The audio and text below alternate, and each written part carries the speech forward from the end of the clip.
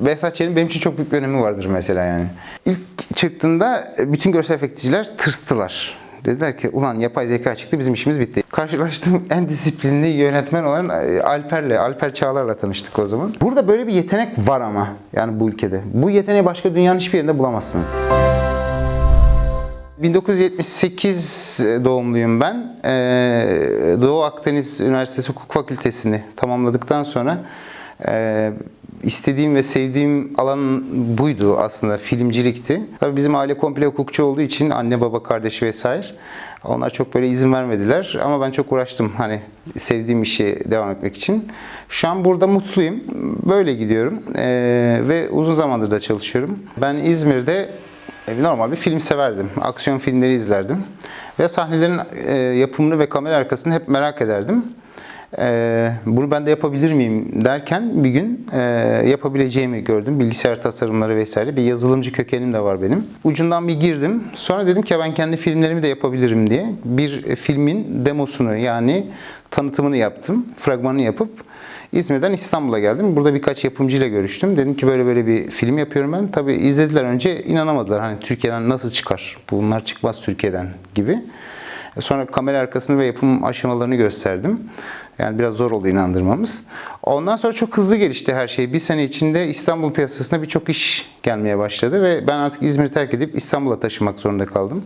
Sonra işte İstanbul'da VFX sektörüne girdim. UNC şuydu. UNC benim yaptığım filmin adıydı. Size bahsetmiştim ya, İzmir'de ben bir tekniğimi geliştirdikten sonra, görsel efektin tekniğimi geliştirdikten sonra bir fragman hazırlayıp işte İstanbul'a geldim. O filmin adı UNC'ydi. Universal Narcotic Crimes diye geçiyordu filmin adı. İşte polisiye bir filmdi. Çok güzel efektler vardı için döneme göre, o döneme göre. Oradan başladı. Fakat orada hikayemiz bir kırılma noktası oldu. Orada film yapmak yerine çeşitli filmlere görsel efektler çok beğenildiği için çeşitli filmleri görsel efekt yapmaya doğru evrildi. UNC'de benim o noktada bir uğurum olduğu için UNC olarak kaldı. Daha sonra bir Alman şirket ve yatırımcıyla beraber Dream Life'ı da kurduk. Dream Life olarak da devam ediyoruz şu anda. Bu şekilde gidiyor. Bir tarafımız yapım, bir tarafımız görsel efekt olarak ilerliyor yani. Narkotik Beyaz Üçgen en son yaptığımız projelerden bir tanesi. Kayra var. Onlar yine geliştirdiğimiz projelerden bir tanesi. Dispotik dünyayı anlatan ve böyle biraz daha şeyde kalan deep dediğimiz, derin dediğimiz bir proje var. Bunlar gibi irili ufaklı çok projeler var. Behzat Ç'nin benim için çok büyük bir önemi vardır mesela yani. Tam kendi projemi yapmak üzereyken az önce bahsettiğim gibi bir Behzat Ç'yi getirdi. O Behzat Ç o zaman yeni, yani ilk Behzat Ç'den bahsediyorum. Ya dedim ki bu yani dramatik polisiye film, aksiyon yok, bir şey yok. Yok, bizde dediler 2 sahne var, 2 sahneyi yapmanı istiyoruz sadece sizden dediler. İyi, tamam dedim, 2 sahne yani yaparız. 2 sahne yaptım, çok başarılı buldular o 2 sahne, bayağı iyiydi yani sahneler. Bayağı iyiydi derken döneme göre iyiydi ve hani gün koşullarında da Türkiye'de öyle pek yok hani o tür sahneler. Sonra uyuyamaz oldum yani, sürekli iş gelmeye başladı. Aynı adam filmde o zaman sürekli iş gelmeye başladı. Oradan iş gelirken bu defa işte başka bir firma, oradan başka bir firma gitti ama Behzat Ç'nin bende yeri her zaman başkadır. Tarkan Karlıdağ ve Serdar Akar gibi, bunlar çok özel insanlar. Bu insanlar vardı yani, bu insanlarla bir şeye kadar yani bunlar vizyonları iyi insanlardı. Behzat Ç her zaman diğer projelerden ayırıyorum. Yani ilk çocuk dediğimiz bir şey var. Onun Behzat Ç'nin bizdeki yeri ayrı. Ondan sonra bu yoğun bir şekilde devam edip bir şey yaptıktan sonra karşılaştığım en disiplinli yönetmen olan Alper Çağlar'la tanıştık o zaman. Daha 2 projesinde Alper'le çalışma şansını yakaladıktan sonra başka bir şeye dönmeye başladı. Yani bu defa askeri işler, kolluk işleri falan, daha büyük aksiyonlar önümüze çıkmaya başladı. Şimdi her kapı başka bir kapıyı açtı. Yani orada şöyle bir iş yaparken onun benzeri işler çıkmaya başladı. Alper'e bu iş yaparken onun benzeri işler çıkmaya başladı.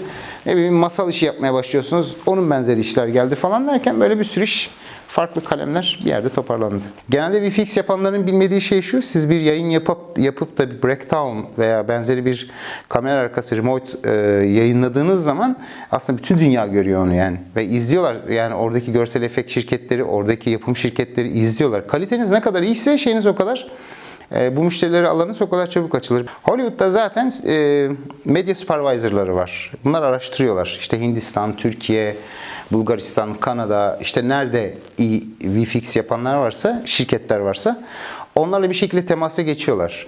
Ama mesela diyelim ki Paramount'un kendisi temasa geçmiyor da Paramount'un iş yaptığı işte B şirketi sizinle temasa geçiyor. Diyor ki böyle bir proje var diyor.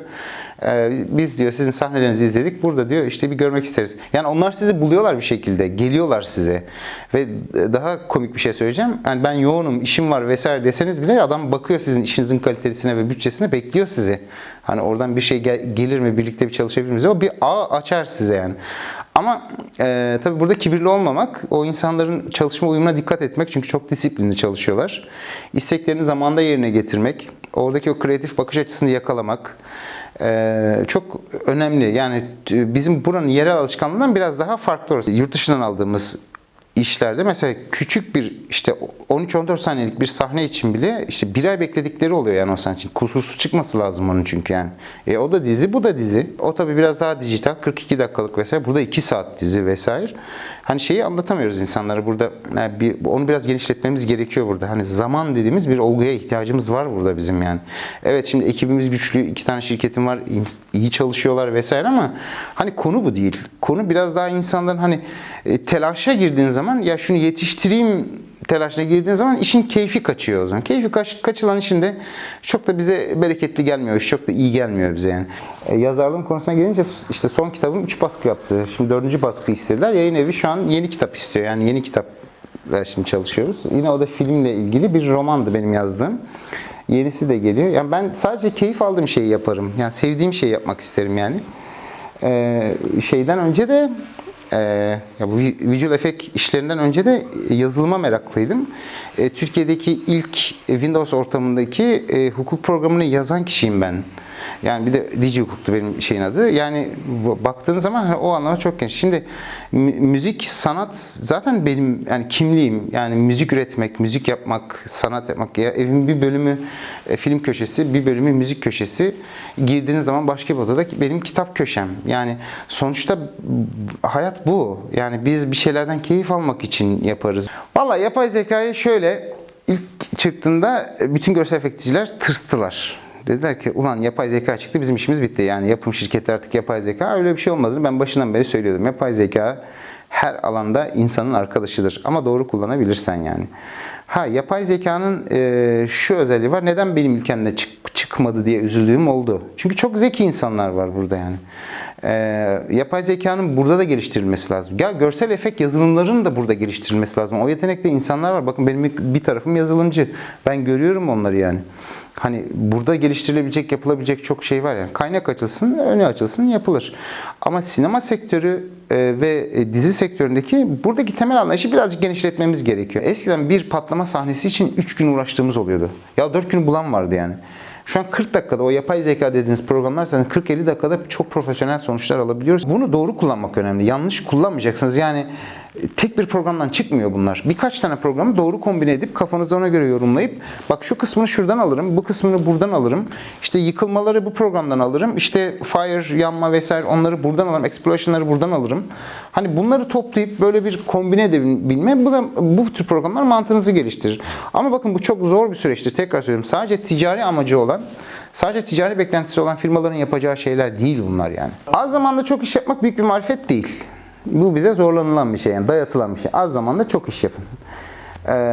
Burada böyle bir yetenek var ama yani bu ülkede. Bu yeteneği başka dünyanın hiçbir yerinde bulamazsınız. Az zamanda çok iş yapan insanlar var. Ama sanat koysun adam içine, izin verin. Yani adam kendi sanatını koysun. Kendi yorumunu katsın. Kendi şeyini yapsın. Ben sana çok basit bir örneği söyleyeyim. VFX işleri yaptığımız projelerde VFX ile ilgili kısımların kurgularını yönetmenler çekmezler. Benim ekibe bırakırlar. Siz çekin, halledin, yapın derler yani. Çünkü biliyor ki biz çektiğimizde kadrajını, açısını, o tat verecek aksiyonu biz çok iyi ayarlıyoruz onu. Çünkü bildiğimiz bir şey bizim yani. Ama bazen de başka yönetmenlerle karşılaşıyoruz. Tek tük de olsa. Yok ben böyle istiyorum diyor. Ya bir şeyi yok. Bize verdiği bir dramatik keyfi yok onun yani. O bir dramatik keyif almamız lazım orada veya bir aksiyon keyfi almamız lazım. Bir kompozisyon almamız lazım. Tabii müşteri sonuçta dediği zaman yapılıyor. Burada BMW stüdyoda çektiklerimiz var. Muhteşem sahneler çıkar. Bir kere bu stüdyonun şeyi çok iyi. Aurası çok iyi. İstediğimiz her sahneyi burada yakalayabiliyoruz yani. Bu projeler yani biz de geliştikçe projelerimiz de çokça gelişiyor. Ama buradaki tek şey şurada. Global bir iş yapıyorsunuz. Global bir işin aurası yüksektir. aurası yüksek olan işi de tüm izleyici kesiminin yakalamasını sağlamak gerekiyor. Yani izleyicinin de biraz kalite vizyonu yükseltmemiz lazım. Yeni neslin zihni çok parlak. Çok güçlüler. Yani ben kendi çalıştığım şirketlerde çalışanları biliyorum. Yani iyi çalıştığım, iş yaptığım şirketlerdeki çalışanları biliyorum ve kendi şirketimde o yeni gelen çocukları görüyorum mesela. Bizim yani çok ileri dediğimiz mantığın da ötesinde mantık geliştirebiliyorlar yani. Bu yeni nesil deli bir nesil. Ben çok güveniyorum bu nesile yani. Bir şeyler yapıyorlar ve ya önleri açılsa var ya neler yapacaklar yani. Ya imkanlar verilse, önleri açılsa, hani o yapmak istedikleri şeyler ortaya çıksa vesaire böyle yani deli olursunuz. Yani çocuk mesela programı bilmese bile bir mantık söylüyor. Diyor ki bak bunu böyle yaptınız ama bunu da böyle mi yapsanız acaba falan.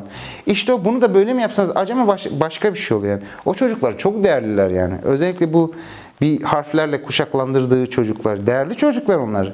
Yani siz onların istediklerini verin, yapmaya çalıştığı şeyleri ortaya koyun. İmkanlarını sağlayın, size neler katacağını görün yani. Yani A, B, C bilmem ne kuşağı deyip böyle hani ötelemek çok yanlış. Mehmet abi çok feyiz aldım. Çok Ben de memnun feyiz oldum. aldım. Bilmukabele. Çok teşekkür Ben de öyle. ederim. Teşekkür ettim ben de.